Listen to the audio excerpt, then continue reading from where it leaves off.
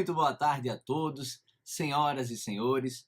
É com grande satisfação e alegria que estamos aqui ao lado do nosso professor Alexandre Câmara, desembargador do Tribunal de Justiça do Estado do Rio de Janeiro, doutor pela PUC Minas, para conversarmos um pouco sobre o diálogo, na verdade, dialogarmos sobre o novo Código de Processo Civil.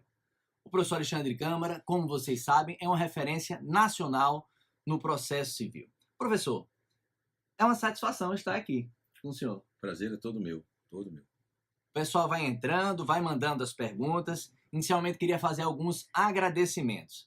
Primeiro, ao Simplificando Direito, na figura dos professores Salomão Mandu e Cláudio Brito. Ao diretor da Faculdade de Direito da Universidade de Lisboa, o professor Pedro Romano Martins, a diretora do Instituto de Direito Brasileiro, a professora Paula Costa Silva, o presidente do Núcleo de Estudantes Luso-Brasileiro em Exercício, nosso caro Luiz, e a presidente Maria Mariana Moura, os amigos que ajudaram nesse projeto, Yasmin Silva, Daniel Fagundes, Danilo Dantas, Maria Clara Simonetti, Marina Godin, Caio Pimenta, Maria Luísa. Como vocês já sabem, o formato é simples. Perguntas e respostas. O professor já está orientado e podem ir mandando. Vamos que vamos. Professor, a primeira pergunta vem de um nosso amigo lá de Sergipe. E ele fala no seguinte: o STJ editou a súmula 326 nos seguintes termos, aspas, na ação de indenização por dano moral, a condenação em montante inferior ao postulado na inicial não implica em sucumbência recíproca. O senhor entende que essa súmula não tem mais aplicabilidade com a vigência do novo Código de Processo Civil? Como o senhor vê essa questão? Veja, João Pedro, eu, na verdade, sempre entendi que esse enunciado estava errado, para começo de conversa. Mas deixando de lado qualquer debate sobre como as coisas eram ao tempo do Código anterior. No Código vigente, me parece muito claro que quando o autor formula sua demanda postulando uma reparação de dano moral, ele precisa indicar o valor preciso, o valor exato que ele postula, que ele quer receber. De onde é que se extrai isso? Primeiro, da afirmação contida na lei de que o pedido deve ser certo e determinado. Não sendo esta uma hipótese que se enquadre em qualquer das exceções previstas a essa regra geral, em qualquer daqueles casos para os quais se admita o chamado pedido genérico. Segundo, porque o próprio Código, quando fala do valor da causa, diz que o valor da causa será o valor pretendido nas ações de indenização, inclusive por dano moral, deixando claro que o autor precisa dizer qual é o valor que pretende. Se ele diz, olha, eu não estou dizendo valor nenhum, mas o meu valor da causa é R$1.000, esse é o valor pretendido, porque o valor da causa é o valor pretendido. E, portanto, o valor pretendido é o valor da causa, né? Então, ele tem que dizer exatamente o que ele quer. E tem que ser assim por uma razão muito simples, por causa do contraditório. É que se nós não temos a determinação pelo autor do valor que ele pretende, nós não conseguiremos ter, ao longo do processo, debate sobre o valor. Então nós teremos contraditório sobre a existência ou inexistência da obrigação, mas não teremos contraditório pleno sobre a extensão do valor de uma eventual condenação. Esse contraditório acabava, no regime anterior, ficando relegado para o segundo grau de jurisdição. O juiz de primeiro grau fixava um valor que não era fruto de um debate prévio, dizia um valor qualquer, R$5.000, o autor recorria dizendo que isso era pouco, o réu recorria dizendo que isso era muito, e aí nós tínhamos contraditório em grau de recurso. Com o novo código, que é um código muito preocupado com essa ideia de contraditório prévio e efetivo, exige-se, então, a determinação do valor já na petição inicial. E aí qual é a consequência disso? É que se o autor pediu um valor X e a sentença julgou o pedido procedente em parte e deu menos do que X, houve sucumbência recíproca, com todos os impactos que isso tem, inclusive nos honorários. Agora, claro, se o autor pediu 10 e obteve 9,9, ele vai entrar naquela regra em que ele sucumbiu em parcela mínima. E, portanto, isso vai ser tratado como se ele tivesse obtido um ganho integral, para fins de fixação de honorários. Mas se ele pediu 10 e obteve 4, ele ganhou 4 e sucumbiu em 6.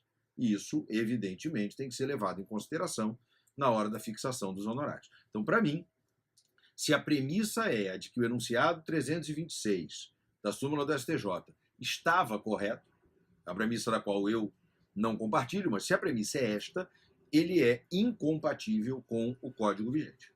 Entendi. E aí, pegando o gancho do que o senhor falou, no novo Código de Processo Civil não há mais compensação de honorários na sucumbência recíproca. Não, não há mais, e a rigor nem podia mesmo haver. Né? A gente tem que lembrar de um detalhe importante aqui. O Código de Processo Civil de 73 previa a compensação de honorários na sucumbência recíproca, mas quando ele foi elaborado, o sistema de honorários de sucumbência brasileira era muito diferente. Como é que funcionava? O vencido pagava honorários ao vencedor. Isso era uma verba que tinha, a rigor, natureza indenizatória. Então, eu precisava contratar um advogado, isso me custava dinheiro, eu ganho a causa, o réu paga o que me deve e me indeniza por eu ter gastado dinheiro com o advogado. Ora, se houvesse sucumbência recíproca, o autor tinha que pagar para o réu e o réu tinha que pagar para o autor, o que justifica a compensação. A partir de 1994, isso muda. Com o Estatuto da Advocacia, a Lei 8.906 de 94, os honorários de sucumbência passam a pertencer ao advogado. Ora, se eles passam a pertencer ao advogado, aí não faz mais sentido falar em compensação. Porque se o autor paga para o advogado do réu e se o réu paga para o advogado do autor, não pode haver compensação, porque você não tem duas pessoas que sejam simultânea e reciprocamente credoras e devedoras. Então essa compensação nunca fez sentido, pelo menos de 1994 para cá. Tudo bem. Como vocês sabem, estão percebendo, muito esclarecedor o professor Alexandre Câmara. Vamos falar, professor, agora sobre um incidente de resolução de demandas repetitivas, o nosso conhecido IRDR. E aí eu trago um caso prático, né? Na verdade, uma colega que nos ajudou nessa pergunta, e ela diz o seguinte, olha, quando do julgamento da admissibilidade do IRDR, um determinado tribunal resolveu por fixar 3 teses. Contudo, no início do julgamento, uma das teses foi rejeitada pelo desembargador relator, ou seja, após o conhecimento e a admissibilidade do IRDR. Indaga-se, o tribunal pode, quando do julgamento, mudar de ideia e rejeitar a possibilidade de fixação de uma das teses anteriormente admitidas, ou não, ocorre preclusão pro iudicato? Olha, a questão é muito interessante. Ao que me consta, ela ainda não foi enfrentada em sede de IRDR, mas ela já foi enfrentada em sede de recurso repetitivo.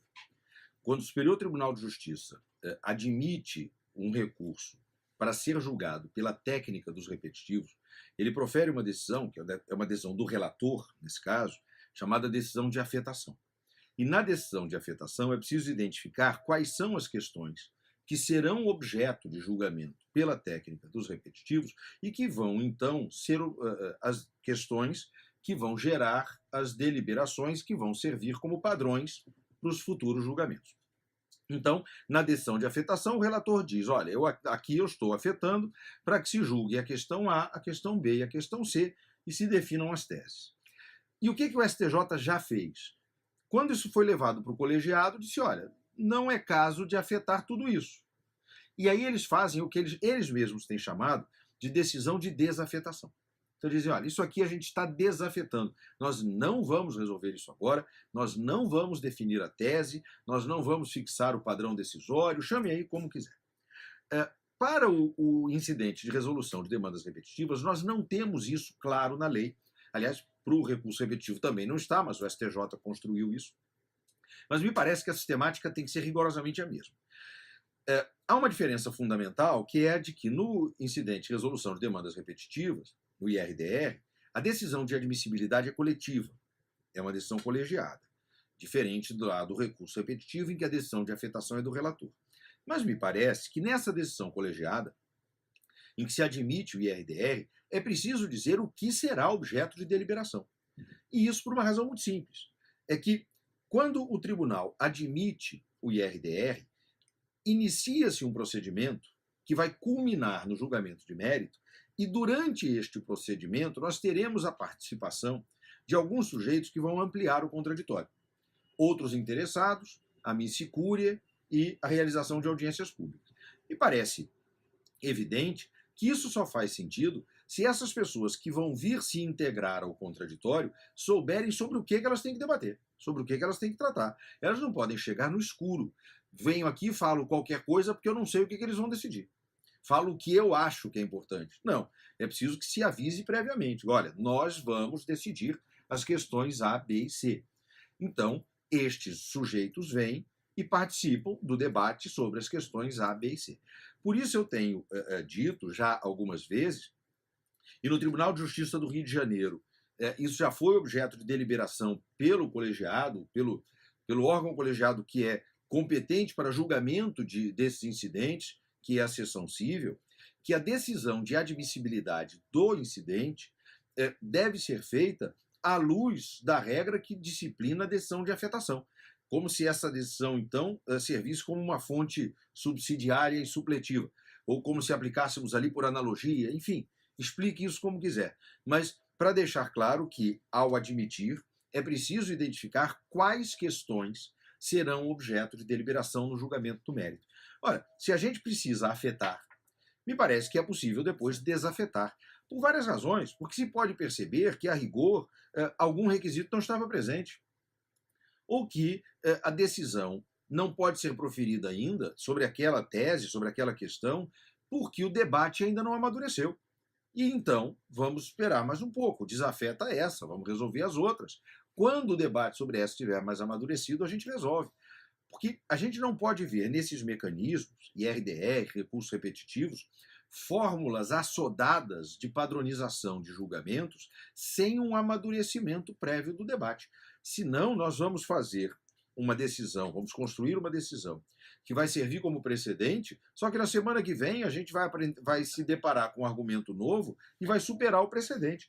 E aí a gente vai produzir um padrão decisório na forma do artigo 927, sem olhar para o 926, que diz que os tribunais têm o dever de uniformizar sua jurisprudência, de a manter estável, íntegra e coerente. Nós não vamos conseguir isso.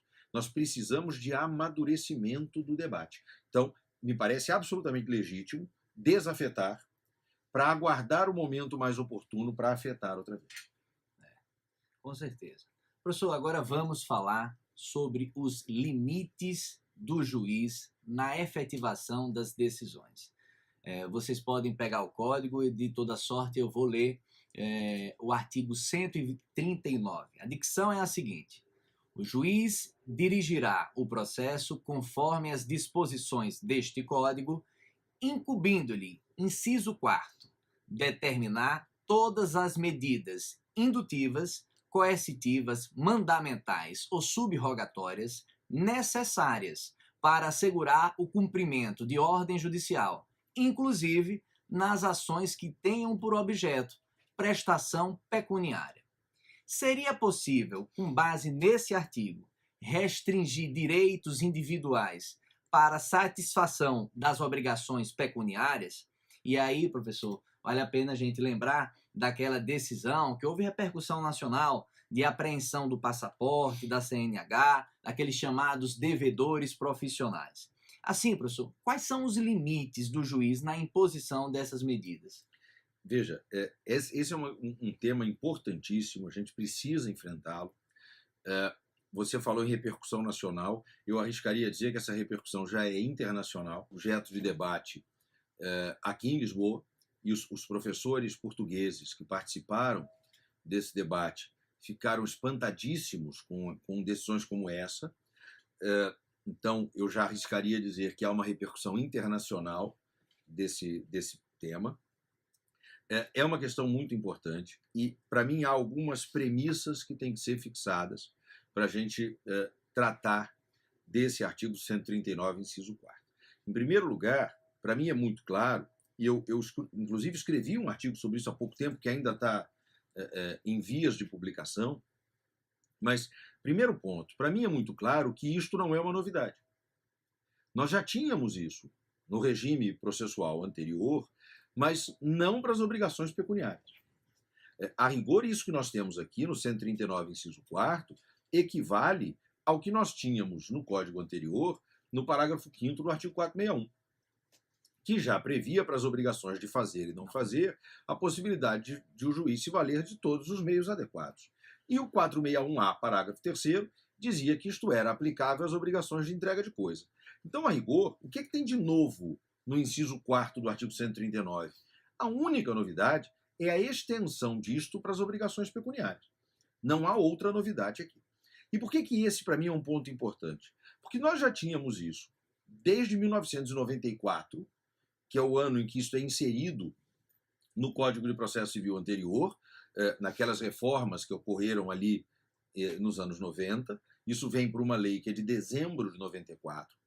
E eu não tenho notícia, pelo menos, de que entre 94 e 2016, ou entre 95, quando aquela lei entrou em vigor, e 2016, nesses 21 anos, a gente tenha visto decisões polêmicas assim, suspendendo carteira de habilitação ou cartão de crédito de quem não cumpre uma obrigação de fazer, não fazer ou entregar coisa. Então, eu confesso que eu fiquei muito surpreso com esses exageros. Eu não esperava que eles acontecessem quando o código entrou em vigor. Porque, para mim, era muito claro que era pegar algo que já se usava nas obrigações de fazer, não fazer, entregar coisa, e simplesmente ampliar para as obrigações pecuniárias. Então, essa é uma primeira premissa do meu raciocínio sobre o tema. A segunda é que a execução é patrimonial. Tanto os meios de subrogação como os meios de coerção são patrimoniais. A responsabilidade patrimonial é uma conquista civilizatória, né? Várias pessoas já têm lembrado disso, que durante muito tempo a execução incidia sobre a pessoa, sobre o corpo do devedor. Mas isso acaba lá na Lex Petelia Papiria. Nós estamos falando de 3.000 anos de abandono dessa ideia de que a execução incide sobre o corpo do devedor. No direito brasileiro, há uma exceção, que não é uma exceção universal, mas é uma exceção brasileira, que é a prisão do devedor de alimentos, né? Então, é a única hipótese em que nós temos restrições corporais, medidas corporais na execução. Fora isso, a execução é patrimonial. A doutrina fala, e sempre falou, num princípio da patrimonialidade da execução. Então, me espanta muito, sinceramente, ver em execuções aqui, usando o termo tanto para o processo de execução como para o cumprimento de sentença, embora a minha interpretação desse artigo seja no sentido de restringi-lo ao cumprimento de sentença. A lei fala muito claramente em ordens judiciais, né? Então, me parece que isto não se aplica aos títulos extrajudiciais. Mas há quem faça uma interpretação mais ampla. De toda sorte, não vejo como, num procedimento executivo, se possa admitir qualquer medida executiva, seja de execução direta, medida subrogatória, seja de execução indireta, medidas coercitivas, indutivas, mandamentais, chamei como quiserem. Eu tenho a sensação de que no texto da lei acabou havendo um certo exagero. Não me parece que precisasse dizer coercitiva, indutiva, mandamental, né? Eu me contentaria com as medidas coercitivas, mas, enfim, isso é o de menos. Mas todas essas medidas são medidas executivas, e sendo medidas executivas, elas têm que incidir sobre o patrimônio. Tirar a carteira de motorista de alguém não incide sobre o patrimônio. Isso é uma medida pessoal. E isso restringe, então, um direito que não tem cunho patrimonial. Tirar o passaporte é a mesma coisa. Tirar o cartão de crédito tem um elemento patrimonial, mas não tem só este elemento patrimonial. Primeiro porque a gente precisa lembrar que quem tem um cartão de crédito não tem porque achou um pedaço de plástico na rua, né? Quem tem um cartão de crédito tem porque celebrou um contrato. Então, quando você suspende o cartão de crédito, você está interferindo num contrato que foi celebrado por um terceiro que é estranho àquele processo e que é lá a instituição financeira. Em segundo lugar, que a gente tem que considerar que muitas vezes as pessoas usam cartão de crédito para garantir as suas necessidades mais básicas, né? A gente hoje no Brasil conhece pessoas que estão usando cartão de crédito para pagar a conta de energia. Eu conheço gente que tem cartão de crédito de duas bandeiras e usa o cartão de uma para pagar o da outra. porque é a forma que ele encontrou de enrolar a dívida dele. E aí, a rigor, ele está quitando e não incidem aqueles juros extorsivos. Né? Então, a gente tem que considerar isso. Tirar o cartão de crédito dessa pessoa muitas vezes vai afetar a sua dignidade. Além de afetar o terceiro, que não tem nada a ver com essa história, porque não é parte do processo. Então, essas medidas, a meu ver, não são admissíveis. Elas não são admissíveis. Para mim, são admissíveis medidas executivas atípicas, patrimoniais, como nós já usávamos para as obrigações de fazer, de não fazer e de entregar coisas. Aliás, me tem causado espécie, e eu já tive a oportunidade de manifestar isso expressamente em algumas oportunidades, inclusive aqui em Lisboa, me causa uma certa espécie o fato de que todo mundo tem olhado para esse artigo 139, inciso 4º, como se ele fosse feito para os devedores que são pessoas naturais, pessoas físicas. Isso me espanta. Porque desde o início, quando eu olhei para ele, eu só conseguia pensar em devedores pessoas jurídicas. Eu fico pensando, por exemplo, numa empresa, uma sociedade empresária que desenvolve atividades, por exemplo, como empreiteira de obras públicas, e que está devendo e não pagou o que deve e está sendo objeto de execução, por que não o juiz dizer, olha, enquanto não pagar, não pode participar de novas licitações? Garanto que vai pagar. Porque aí não pagar gera para ela um prejuízo muito grande. É melhor ir no banco, pegar o dinheiro emprestado e pagar, para poder participar de novas licitações e obter novos contratos administrativos e continuar desempenhando as suas atividades. Então, para mim, essas medidas elas são muito mais voltadas para pessoas jurídicas do que para pessoas naturais. Claro que elas podem ser usadas contra pessoas naturais, mas me parece que o lugar mais adequado, o foro mais adequado é o da execução que se volta contra a pessoa jurídica.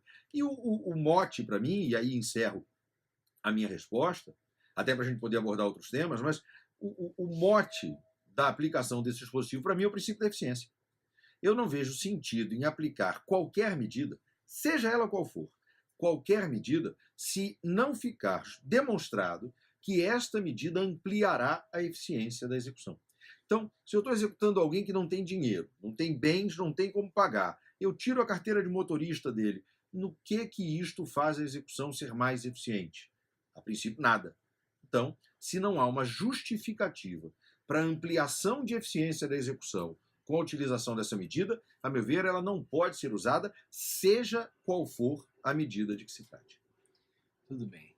Pessoal, só para interagir aqui com vocês, queria ver se está tudo certo. Vocês vão enviando as perguntas. Eu vi que em um determinado momento houve uma interrupção no